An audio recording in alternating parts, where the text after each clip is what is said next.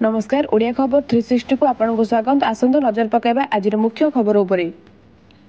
भारतर संस्कृति और दार्शनिक परंपरा को ऐतिहासिक मान्यता मिली। यूनेस्को तालिका रे सामिल है गीता और नाट्यशास्त्र।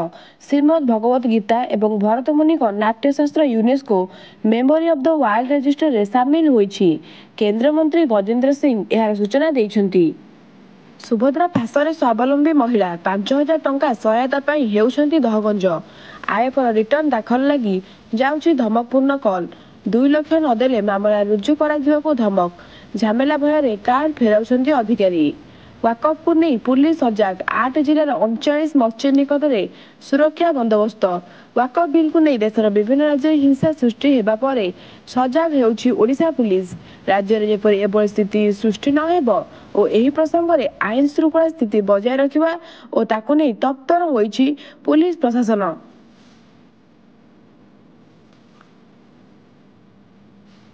न्यायपालिका उपरे उपराष्ट्रपति टिप्पणी।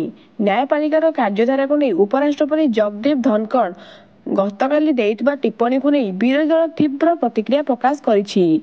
एभଳି मानसिकता को मध्य से समालोचना करछन्ति।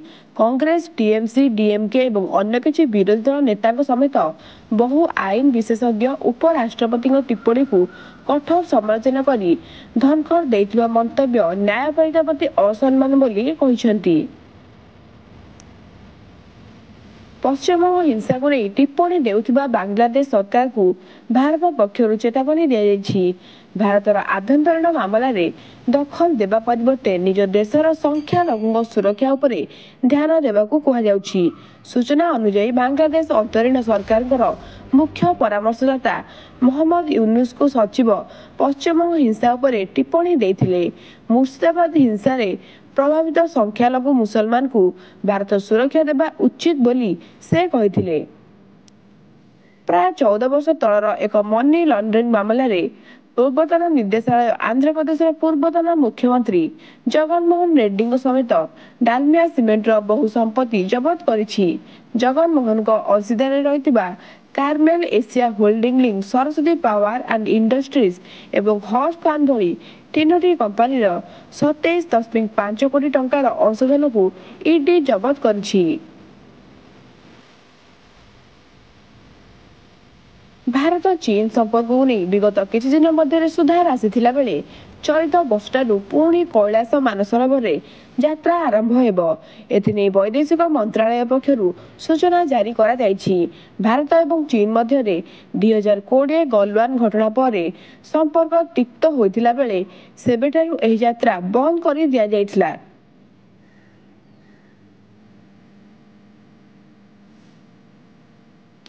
डोनाल्ड ट्रम्प राष्ट्रपति भाव दायित्व नेबार किछि दिन पर यूक्रेन युद्ध बंद करने लगी उद्यम आरंभ करथिले।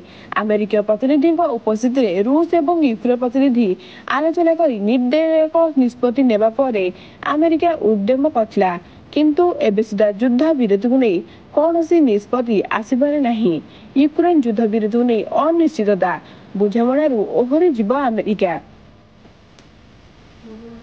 काला बैशाखी प्रभाव में वर्षा पवन में शुक्रवार बेहाल होइछि अधा ओडिशा।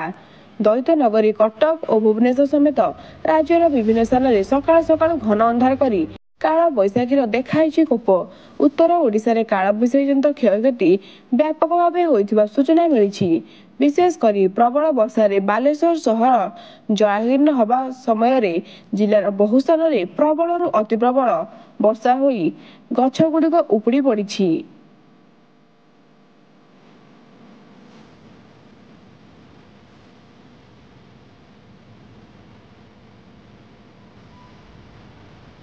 घेरुआ हेबाकू जाउछि ration card. एबे भी राज्य सरकार मुंडरू रंग बदलाइबा निशा उतरी नाही। पूर्व बीजेपी सरकार बस, सरकारी कोठा, छात्र छात्री पोशाक, पानी टांकी, ओमफेड क्षीर पैकेट रंग परिवर्तन करथिला बेले एबे राशन कार्ड रंग परिवर्तन करबाकू जाउछन्ति। पूर्व कार्ड ठारू नुआ कार्ड रंग और रूपरेख संपूर्ण बदल जिवो। कार्ड रंग गेरुआ करा जिबाकू कार्ड ଅଧିକାରୀ ଭାବରେ ଧାର୍ଯ୍ୟ କରାଯାଇଥିବା ଯୋଗାଣ ବିଭାଗର ଜଣେ ବରିଷ୍ଠ ଅଧିକାରୀ ନିଜ ନାମ ଗୋପନ ରଖି କହିଛନ୍ତି, ଖୁବ୍ ଶୀଘ୍ର ଯୋଗ୍ୟ ହିତାଧିକାରୀଙ୍କୁ ନୂଆ ରାସନ କାର୍ଡ ନୂଆ ରଙ୍ଗ ରୂପରେ ମିଳିବ। ଏନେଇ ଖାଦ୍ୟ ଯୋଗାଣ, ଖାଉଟି କଲ୍ୟାଣ ବିଭାଗ ପକ୍ଷରୁ ଜିଲ୍ଲାପାଳମାନଙ୍କୁ ଚିଠି ଲେଖାଯାଇଛି। ଆସନ୍ତା ଏପ୍ରିଲ 22 ତାରିଖ ଭିତରେ ପୂର୍ବରୁ ଆବେଦନ କରିଥିବା ହିତାଧିକାରୀଙ୍କର ଯାଞ୍ଚ କରାଯାଇ ନୂଆ କାର୍ଡ ପ୍ରସ୍ତୁତ କରିବାକୁ କୁହାଯାଇଛି।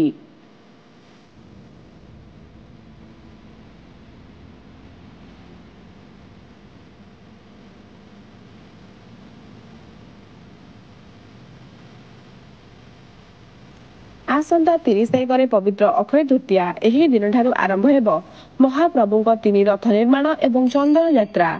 ଏହା ପରେ ପରେ ନୀଳାଦ୍ରି ମହାଷ୍ଟମୀ, ନୃସିଂହ ଜନ୍ମ ଓ ଭଉରୀ। ଏହିସବୁ ନୀତିକାନ୍ତି କିପରି ଶୃଙ୍ଖଳିତ ଭାବେ ସମ୍ପୂର୍ଣ୍ଣ କରାଯିବ, ସେଥିଲାଗି ଶୁକ୍ରବାର ଅନୁଷ୍ଠିତ ହୋଇଯାଇଛି ଛତିଶା ନିଯୋଗ ବୈଠକ। ଅପରାହ୍ନରେ ନୀଳାଦ୍ରି ଭକ୍ତ ନିବାସରେ ଅନୁଷ୍ଠିତ ବୈଠକରେ ଶ୍ରୀମନ୍ଦିରର ମୁଖ୍ୟ ପ୍ରଶାସକ ଡକ୍ଟର ଅରବିନ୍ଦ ପାଢ଼ୀ ଅଧ୍ୟକ୍ଷତା କରିଥିଲେ। ସେ କହିଛନ୍ତି ଯେ ଏଥର ଚନ୍ଦନ ଯାତ୍ରାରେ ବାଣ ମନା। ଆମେରିକାରେ ଟ୍ରମ୍ପ ପ୍ରଶାସନ ଲାଗୁ କରିଥିବା ଶୁଳ୍କ ନୀତି ବିଶ୍ୱ ଅର୍ଥନୀତିକୁ ଦୁର୍ବଳ କରିଛି। ଏହା ବ୍ୟତୀତ ଚଳିତ ବର୍ଷ ମୁଦ୍ରାସ୍ଫୀତି ବୃଦ୍ଧି ପାଇବ ବୋଲି ଆନ୍ତର୍ଜାତୀୟ ମୁଦ୍ରା ପାଣ୍ଠି ଚେତାବନୀ ଦେଇଛି। ବିଶ୍ୱ ଅର୍ଥନୀତିକୁ ନେଇ IMFର ଏହି ଆକଳନ ସମ୍ପର୍କିତ ରିପୋର୍ଟ ଆସନ୍ତା ସପ୍ତାହରେ ଅର୍ଥାତ୍ ମଙ୍ଗଳବାର ପ୍ରକାଶ ପାଇବ। IMFର ପରିଚାଳନା ନିର୍ଦ୍ଦେଶକ କ୍ରିଷ୍ଟାଲିନା ଜର୍ଜିଭା ଗୁରୁବାର କହିଛନ୍ତି ଯେ ଟ୍ରମ୍ପ ପ୍ରଶାସନ ଦ୍ୱାରା ଲାଗୁ ହୋଇଥିବା ଶୁଳ୍କ ବିଶ୍ୱ ଅନିଶ୍ଚିତତାକୁ ବୃଦ୍ଧି କରିଛି। ସେ କହିଛନ୍ତି ଯେ ଏହି ଆମଦାନୀ ଟିକସ ବୈଶ୍ୱିକ ଅର୍ଥବ୍ୟବସ୍ଥାକୁ ଦୁର୍ବଳ କରିଦେବ। ଅକ୍ଷୟ ତୃତୀୟାକୁ ପାଳନ କରିବା ପାଇଁ ଓଡ଼ିଶାର ସର୍ବପୁରାତନ ଏବଂ ସବୁଠାରୁ ବିଶ୍ୱସନୀୟ ଜୁଏଲର ଖିମ୍ଜି ଏହାର ବହୁ ପ୍ରତୀକ୍ଷିତ ଅକ୍ଷୟ ତୃତୀୟା ସେଲ୍ ଆରମ୍ଭ ସମ୍ପର୍କରେ ଘୋଷଣା କରିଛି। ଏହି ସେଲ୍ରେ ସୁନା ଓ ହୀରା ଅଳଙ୍କାର ଗଢ଼ା ମଜୁରୀ ଉପରେ ଫ୍ଲାଟ୍ 50% ରିହାତି ଏବଂ ହୀରା ଉପରେ ମାଗଣା ବୀମା ପ୍ରଦାନ କରୁଛି। ଏଥିସହିତ ଖିମ୍ଜି ଜୁଏଲର୍ସ ଏହାର ବହୁମୂଲ୍ୟ ଗ୍ରାହକଙ୍କ ନିମନ୍ତେ ବହୁବିଧ ଆକର୍ଷଣୀୟ ଫାଇଦା ମଧ୍ୟ ଯୋଗାଇଛି। ପ୍ରଧାନମନ୍ତ୍ରୀ ନରେନ୍ଦ୍ର ମୋଦି ଗତକାଲି ଟେସ୍ଲା ଏବଂ SpaceXର CEO ଏଲନ୍ ମସ୍କଙ୍କୁ ଭେଟିଛନ୍ତି। ୱାଶିଂଟନ ଡିସିରେ ହୋଇଥିବା ସାକ୍ଷାତ ସମୟରେ ଉଭୟ ଏକ ଗଠନମୂଳକ ଆଲୋଚନା କରିଛନ୍ତି। ଏହି ଆଲୋଚନାରେ ପାରସ୍ପରିକ ସ୍ୱାର୍ଥର ବିଭିନ୍ନ ପ୍ରସଙ୍ଗ ଉପରେ ଚର୍ଚ୍ଚା ହୋଇଥିଲା ବେଳେ ଚଳିତ ବର୍ଷ ଆରମ୍ଭରେ ୱାଶିଂଟନ ଡିସିରେ ହୋଇଥିବା ସେମାନଙ୍କ ସାକ୍ଷାତ ସମୟରେ ଆଲୋଚନାରେ ସାମିଲ ହୋଇଥିବା ବିଷୟଗୁଡ଼ିକ ଉପରେ ପୁନଃ ବିଚାର କରାଯାଇଥିଲା, ଯେଉଁଥିରେ ପ୍ରଯୁକ୍ତିବିଦ୍ୟା ବିକାଶ ପାଇଁ ସମାନ ଦୃଷ୍ଟିକୋଣକୁ ଗୁରୁତ୍ୱ ଦିଆଯାଇଥିଲା। ସାରା ବିଶ୍ୱରେ ଶୁଳ୍କ ନୀତିକୁ ନେଇ ସମ୍ପ୍ରତି ଚର୍ଚ୍ଚାରେ ରହିଥିବା ଆମେରିକା ରାଷ୍ଟ୍ରପତି ଡୋନାଲ୍ଡ ଟ୍ରମ୍ପ ଏବେ ପୁଣି ଥରେ ବିବାଦରେ ଛନ୍ଦି ହୋଇ ପଡ଼ିଛନ୍ତି।